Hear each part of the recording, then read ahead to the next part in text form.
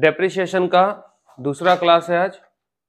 अभी तक पहले ये समझ लो कि हम क्या क्या पढ़ चुके हैं। डेप्रिसिएशन चैप्टर में अभी तक हम फर्स्ट डेप्रिसिएशन डेफिनेशन देख चुके कि क्या है, क्यों लगाया जाता है। दूसरा, डेप्रिसिएशन का मेथड कितना होता है, सभी मेथड को हम नोट कर चुके हैं।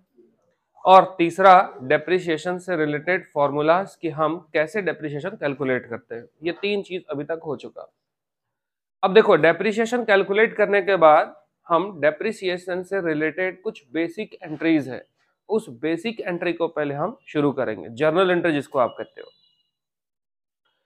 डेप्रिसिएशन लगाने का कुछ स्टेप्स होता है। जैसे सबसे पहले ये सोचो कि डेप्रिसिएशन किस पर लगता है, किस चीज पे डेप्रिसिएशन लगता है? कैश पे, बैंक बैलेंस पे। डेप्रिसिएशन किस पर लगता होगा? असेट्स के ऊपर लगता है। तो सबसे पहला एंट्री क्या होगा, जर्नल एंट्री? तो सबसे पहले हम असेट्स खरीदते होंगे। याद रखते जाना स्टेप। पहला स्टेप क्या होगा कि हम नॉन करंट असेट्स पहले उसको खरीदे होंगे। खरीदने के बाद, पहले खरीदने का एंट्री, खरीदने के बाद हम उसको पूरा साल यूज किए होंगे। यूज करने के बाद साल के आखिरी दिन हम उस पर डेप्रिसिएशन लगाए होंगे, ये जानने के लिए कि भाई कितना उसका वैल्यू कम हुआ। डेप्रिसिएशन लगाने के बाद उस डेप्रिसिएशन के पैसे को ट्रांसफर कर दिया जाता है प्रॉफिट एंड लॉस अकाउंट में।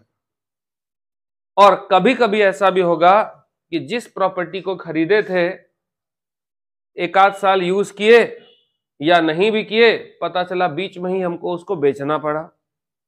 अब बेच दोगे तो या तो प्रॉफिट हो जाएगा, मतलब प्रॉफिट पर बेचोगे, या हो सकता है कभी बेचने गए तो प्रॉफिट के बदले उल्टा हमको क्या हो गया, लॉस हो गया, तो लॉस में भी बेचना पड़ सकता है। यानी प्रॉफिट पे भी बेच सकते हो और क्या कर सकते हो, लॉस में भी बेच सकते हो। तो कुछ भी हो सकता है क्वेश्चन। तो इसी से रिलेटेड यानी असेट्स खरीदने का एंट्री क्या होगा, डेप्रिसिएशन कैसे लगाओगे, प्रॉफिट लॉस में कैसे ट्रांसफर करोगे, सेल कैसे होगा प्रॉफिट में, सेल कैसे होगा लॉस में। ये 5-6 बेसिक एंट्रीज है जो हमको इस वाले चैप्टर में सीखना है। इसके बाद तो फिर धीरे धीरे करके कुछ और एंट्रीज इसके साथ इंक्लूड होता चला जाएगा, लेकिन इस चैप्टर को शुरुआत करने के लिए ये 4-5 बेसिक एंट्री है जिसको याद रखना बहुत जरूरी है। देखिए, सबसे पहले कंडीशन ये होगा कि हम असेट्स क्या किए होंगे, असेट्स परचेज किए होंगे। किसी भी असेट को जब हम परचेज करेंगे तो असेट्स को खरीदने का एंट्री क्या होना चाहिए? अगर असेट्स को खरीदे तो हम असेट्स खरीद सकते हैं, कैसे?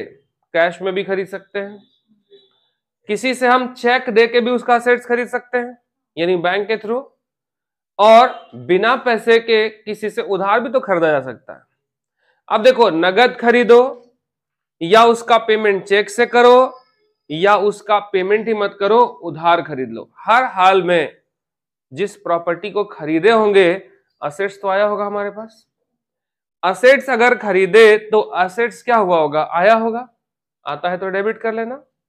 और कैश, पैसा चला गया तो कैश क्या करिएगा, क्रेडिट कर दीजिएगा। यानी मेरा पहला एंट्री होगा असेट्स खरीदे तो हमारे पास असेट्स आया तो असेट्स अकाउंट कर देना डेबिट। पैसा चला गया तो कैश अकाउंट हम कर देंगे क्रेडिट। अगर कैश नहीं खरीदे, चेक से खरीदे तो क्या करोगे, बैंक अकाउंट क्रेडिट कर देना। और अगर हम उधार खरीदे तो क्या कर दीजिएगा, क्रेडिटर्स अकाउंट कर दीजिएगा। अब या तो हम चेक से खरीदेंगे या तो कैश खरीदेंगे या तो फिर हम उधार खरीदेंगे, तो जो क्वेश्चन में होगा हम उस क्वेश्चन के अकॉर्डिंग चलेंगे। तो ये हो गया मेरा असेट्स परचेज करने का एंट्री। अब यहां पर हम नरेशन क्या लिखते थे, बीइंग असेट्स परचेज, यही एंट्री हम यहां पे पास कर लेते थे। कोई दिक्कत है? जो भी डेट होगा वो डेट आप यहां पर मेंशन कर लीजिएगा, वो क्वेश्चन में दिया हुआ रहेगा। अब डेबिट का अमाउंट डेबिट के सामने, क्रेडिट का अमाउंट क्रेडिट के सामने। तो ये हो गया मेरा पहला एंट्री किस बात के लिए, असेट्स को खरीदने का। अब असेट्स खरीद लिए तो कभी कभी बोलेगा ना कि असेट्स खरीदने के बाद किराया दिए, कैरिज पे किए, फ्रेट पे किए और उसको परचेज करके लाए। तो हम लोग पहले ही पढ़ चुके हैं कि किसी भी प्रॉपर्टी को खरीदने के बाद और यूज करने से पहले इस बीच में किसी भी तरह का एक्सपेंसेस होता है। खरीदने के बाद और यूज करने से पहले इस बीच किसी भी तरह का खर्चा अगर होता है तो इन खर्चों को हम अलग से रिकॉर्ड नहीं करते। इसी एंट्री के साथ उन सभी खर्चों को उठा के क्या कीजिएगा, ऐड कर दीजिएगा, अलग से नहीं लिखना है। फॉर एन एग्जाम्पल, कोलकाता में एक मशीन खरीदे 50,000 का, तो assets account debit to cash यहां कितना होता, 50,000। लाने में किराया लग गया 10,000, तो हम अलग से कुछ नहीं करने जाते, उसी 50 में 10 जोड़ देते और इसी एंट्री में हम क्या कर देते, उसको 60,000 लिखते, 60,000 कर लेते। बोला यहां लाए तो अनलोडिंग और फिटिंग चार्जेस लग गया 5,000, तो उसी में और ऐड कर लो 65,000 हो जाएगा और इसी एंट्री को लिखोगे, बस अमाउंट उसके साथ क्या कीजिएगा, ऐड करते जाइएगा। तो जब आप बुक फॉलो करेंगे तो असेट्स खरीदने का एंट्री अलग मिलेगा आपको, एक्सपेंसेस का एंट्री अलग से मिलेगा, लेकिन एंट्री दोनों का सेम ही होगा।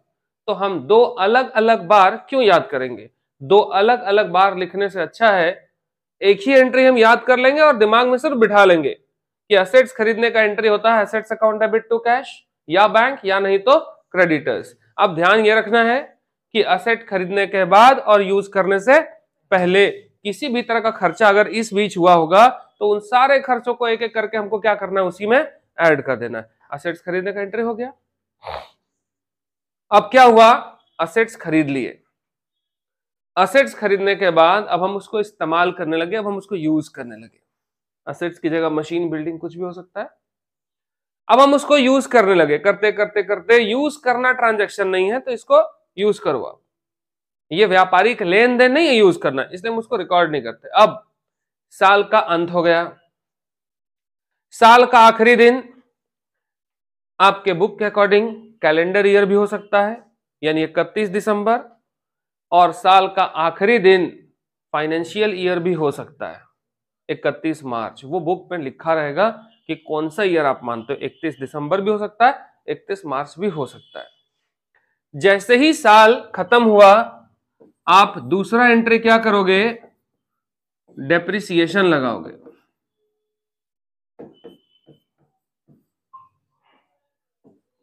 डेप्रिसिएशन चार्ज करेंगे। डेप्रिसिएशन चार्ज करने का एंट्री क्या होगा, देखो डेप्रिसिएशन नॉमिनल अकाउंट है, मेरे लिए डेप्रिसिएशन लॉस है क्योंकि किसी भी प्रॉपर्टी का वैल्यू बढ़ नहीं रहा, क्या हो रहा है, घट रहा है। तो प्रॉपर्टी का वैल्यू घटना डेप्रिसिएशन है।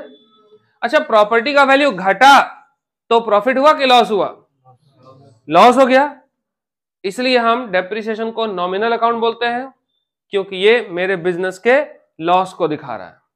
तो नॉमिनल अकाउंट पढ़े थे रूल कि लॉस को क्या करते हो, डेबिट, इसलिए यहां पर डेप्रिसिएशन क्या हो जाएगा, आप यहां लिखेंगे डेप्रिसिएशन अकाउंट डेबिट और टू असेट्स अकाउंट। क्यों असेट्स अकाउंट हुआ, डेप्रिसिएशन मेरे लिए एक्सपेंसेस है इसलिए डेबिट हो गया, और मेरे असेट्स का वैल्यू घट गया। असेट्स का वैल्यू बढ़ता है, अमेरिकन रूल पढ़े थे हम लोग, असेट्स का वैल्यू बढ़ता है तो डेबिट, तो असेट्स का वैल्यू घट जाएगा तो क्या हो जाएगा, क्रेडिट कर दोगे, इसलिए यहां पे इसको क्रेडिट कर दिया गया। नरेशन यहां आप लिख पाएंगे बीइंग डेप्रिसिएशन चार्ज, है ना, ऑन असेट्स। जो भी होगा उसका परसेंटेज तो हम कैलकुलेट कर ही लेंगे कि कितना परसेंट डेप्रिसिएशन हमको चार्ज करना है। तो ये डेप्रिसिएशन हम चार्ज कर दिए। इसके बाद आगे भी आप सारा चीज कॉलम लिख करके, कॉलम बना करके ही कंटिन्यू कीजिएगा। देखो, जैसे ही आप डेप्रिसिएशन चार्ज करते हो, डेप्रिसिएशन चार्ज करने के बाद इसके बाद का कहानी क्या है? जिस दिन डेप्रिसिएशन चार्ज करोगे, ट्रांसफर कर दोगे डेप्रिसिएशन को प्रॉफिट एंड लॉस अकाउंट में।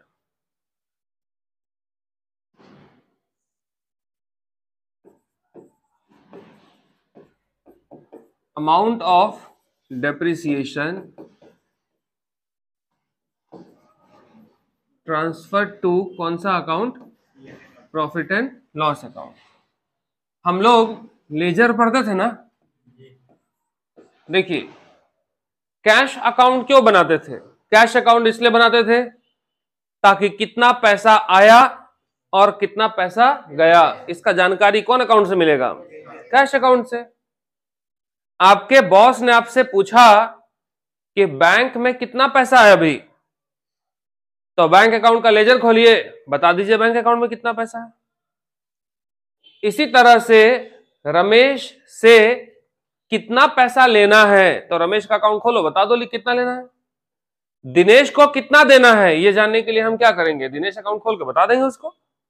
यानी कैश कितना है, कैश अकाउंट से पता चलेगा। बैंक में कितना बैलेंस है, बैंक अकाउंट तो बना ही रहे हो, उससे पता चलेगा। किससे कितना लेना है और किसको कितना देना है, उस व्यक्ति का नाम का अकाउंट खोल दो, अपने आप पता चल जाएगा। तो ऑब्वियसली आप सोच के देखिए कि जब हमको फायदा नुकसान कितने का हुआ ये जानने के लिए क्या करोगे? प्रॉफिट एंड लॉस अकाउंट खोलोगे। जब कैश पता चलेगा कैश अकाउंट से, बैंक बैलेंस पता चलेगा बैंक अकाउंट से, तो फायदा नुकसान कौन अकाउंट से पता चलेगा? तो प्रॉफिट एंड लॉस अकाउंट से। डेप्रिसिएशन हमारे लिए लॉस है, और किसी भी बिजनेस का लॉस जानने के लिए हम डेप्रिसिएशन का अकाउंट नहीं खोलेंगे। डेप्रिसिएशन का अकाउंट नहीं खोल करके हम कौन अकाउंट खोलेंगे? Profit and loss account. किसी भी बिजनेस का लॉस जानने के लिए फंडामेंटल थ्योरी है, बिजनेस का लॉस जानना है या बिजनेस का प्रॉफिट जानना है, तो हम प्रॉफिट एंड लॉस अकाउंट खोलेंगे, डेप्रिसिएशन अकाउंट नहीं देखने जाएंगे। इसलिए जैसे ही साल खत्म होता है तो पूरे साल में हमको जितनी बार लॉस लगा, उस लॉस वाले पैसे को या उस एक्सपेंसेस के पैसे को उठा के ट्रांसफर कहां करते हो आप? प्रॉफिट एंड लॉस अकाउंट में, चाहे क्वेश्चन कहे या ना कहे। देखिए अभी हम लॉस का एंट्री क्या करेंगे, इसका एंट्री हो जाएगा profit and loss account, debit करोगे, और 2 हो जाएगा आपका डेप्रिसिएशन अकाउंट। क्यों हुआ? Profit and loss account nominal account है, मेरे लिए लॉस को दिखा रहा है, लॉस को दिखा रहा है, इसलिए हम इसको डेबिट कर दिए। इससे पहले अभी आप डेप्रिसिएशन अकाउंट को डेबिट किए थे ना, इसी डेप्रिसिएशन को उठाकर ट्रांसफर कर देना है कौन से अकाउंट में? पीएल अकाउंट में। तो यहां डेबिट था, तो ट्रांसफर कर दोगे तो वो क्लोज हो जाना चाहिए। तो ये डेबिट था, क्या कर दिए? इसको क्रेडिट कर दिए। तो डेबिट और क्रेडिट होके क्या हो गया? क्लोज। डेबिट का मतलब आप प्लस समझ सकते हो, कि डेबिट का मतलब ऐसे समझ सकते हो प्लस, और क्रेडिट मतलब क्या हो गया? तो ये दोनों क्लोज होकर के क्या हो जाएगा? 0। तो डेप्रिसिएशन अकाउंट पहले डेबिट था, हम उसको क्या कर दिए? क्रेडिट। तो क्रेडिट करने से क्या फायदा हुआ कि जो डेप्रिसिएशन का अकाउंट खुला था वो कैंसिल होकर के क्या होगा? क्लोज हो जाएगा। और जैसे ही ये 0 हुआ, ट्रांसफर कौन से अकाउंट में कर दिए हम? प्रॉफिट एंड लॉस अकाउंट में ट्रांसफर हो गया ऑटोमेटिक, इसलिए हम ट्रांसफर करनी कर दिए। नरेशन लिख सकते हो यहां पर, being amount of depreciation is transferred to profit and loss account. ये मेरा थर्ड एंट्री हो गया, ट्रांसफर कर लिए। अब देखिए ट्रांसफर करने के बाद अब आप क्या कर सकते हो, कभी कभी एसेट्स को बेच भी सकते हो, तो सेल करने का भी एंट्री आपको जो है वो मिल सकता है। कभी कभी बोलेगा हम एसेट्स को सेल कर दिए,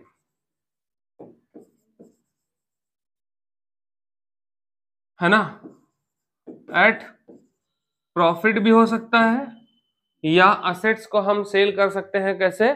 लॉस में भी। जरा सोचिए, अगर हम किसी संपत्ति को बेच दे प्रॉफिट के साथ, बेचोगे, जब खरीदे थे तो नगद भी खरीद सकते थे, उधार भी खरीद सकते थे, तो बेचते समय भी क्या हो सकता है, कैश में बेच सकते हैं, चेक लेके बेच सकते हैं, या उधार बेच सकते हैं। तो अगर हम नगद बेचते तो मेरे पास आया होगा, क्या आता होगा, कैश। तो हम एंट्री क्या लिखे होंगे, कैश अकाउंट डेबिट किए होंगे। अगर हम चेक से पैसा लेकर बेचते और जमा कर देते तो क्या होता, बैंक अकाउंट डेबिट होता। और अगर हम किसी को उधार माल बेच देते, बोलते बाद में पैसा दे देना, तो जिसको उधार बेचते हैं उसको क्या कहते हो, डेटर्स। तो डेटर्स अकाउंट क्या हो गया होगा, डेबिट हो गया होगा। ये डिपेंड करता है मेरे क्वेश्चन के ऊपर कि हम प्रॉपर्टी कैसे बेच रहे हैं, कैश, चेक से कि उधार। जैसे बोलेगा क्वेश्चन हम वैसे ट्रीट करेंगे। अच्छा, चेक से बेचे या कैश बेचे तो पैसा हमारे पास क्या हुआ होगा, आया होगा। और सामान जब बेच दिए तो असेट्स क्या हो गया होगा, चला गया होगा। तो जो आया उसको डेबिट कर दिए और जो चला गया उसको क्या कर दिया, क्रेडिट कर दिए। तो असेट्स अकाउंट क्या हो गया, क्रेडिट हो गया। अब कैसे बेचने के लिए आपको बोल रहा है, प्रॉफिट में बेचने के लिए बोला प्रॉफिट में बेचे। तो आप ही सोचिए कि प्रॉफिट में कैसे बेचेंगे, कब, जब पैसा मेरे पास ज्यादा आया होगा और असेट्स का कीमत कम होगा, तब ना प्रॉफिट होगा। अगर ये 10 रुपए का मोबाइल है 12 रुपया में बेच दिए, तब ना फायदा है मेरे लिए। 10 रुपया का मोबाइल फोन था 8 रुपया में बेच दिए, तो प्रॉफिट होगा कभी जिंदगी। तो कहने का मतलब कि जब हम बेच प्रॉफिट में रहे तो इसका मतलब है कि वस्तु या असेट्स का कीमत कम है और सेल हम क्या कर रहे हैं, ज्यादा में कर रहे हैं। तब आप ही सोचिए कि अगर ये 100 रुपया की असेट्स है, 100 रुपए के असेट्स को 110 में बेच रहे हो, तभी तो हमको प्रॉफिट हो रहा है ना। कितने का प्रॉफिट हुआ, 10 रुपया का। कम किधर पड़ रहा है, क्रेडिट में कि डेबिट में, तो 10 रुपया यहां लिखिएगा और इसी को क्या लिख दीजिएगा, to PL account. PL account credit होता है, नॉमिनल अकाउंट है, इसका मतलब ही इनकम को दिखा रहा है। और यही वाला अकाउंट अगर डेबिट हो जाए तो अपने आप समझिएगा वो मेरे किसको दिखा रहा है, लॉस को दिखा रहा है। तो ये हो गया मेरा सेल का एंट्री। नरेशन आप यहां लिख सकते हो, being asset sold at profit, ये आपका हो गया। सेम इसी असेट्स को हम सेल कर सकते हैं, इसी असेट्स को हम सेल कर सकते हैं, कैसे, लॉस में भी बेच सकते हैं। तो सेम वही एंट्री होगा। हाँ, असेट्स को लॉस में बेचो या प्रॉफिट में, पैसा तो आया ही होगा। तो कैश, बैंक या डेटर जो भी होगा डेबिट कर देना, और असेट्स चला गया होगा तो असेट्स को क्रेडिट कर देना। जो आया डेबिट, चला गया तो क्रेडिट। अब मान लीजिए कि असेट्स चला गया 100 रुपए का और आया हमको कितना, 90, तभी तो लॉस है ना, कि सामान हम बेच रहे हैं ज्यादा का, पैसा कितना आ रहा है, कम, तब तो लॉस है ना। लॉस, क्रेडिट, डेबिट, देखो तो किधर बच रहा है लॉस, 10। इसका मतलब कि ये डेबिट में बच रहा है ना, तो इस डेबिट वाले पैसे को क्या लिख दीजिएगा, पीएल अकाउंट लिख दीजिएगा। तो ये अपने आप मेरा लॉस कवर हो गया। यहां लिख सकते हैं अब हम narration, being asset sold at loss, खत्म हो गया। ये कुछ बेसिक जर्नल एंट्रीज है जो डेप्रिसिएशन चैप्टर को शुरू करने से पहले हमको सीखना पड़ेगा। आपके क्लास 11 वाले सिलेबस के अंदर आपको डेप्रिसिएशन में क्या मिलेगा, तो जर्नल एंट्री भी मिलेगा और आपको लेजर अकाउंट भी मिलेगा। अभी तक हम लेजर, जर्नल के बाद जो लेजर पढ़े थे वो 1 साल का लेजर पढ़े थे। इस पे क्या होगा ना, मल्टीपल ईयर का लेजर बनाने बोलेगा। जैसे बोलेगा एक प्रॉपर्टी खरीद लिए, मशीन, बोलेगा 5 साल हम उसको यूज किए, बोलेगा 5 साल का अकाउंट बना दो।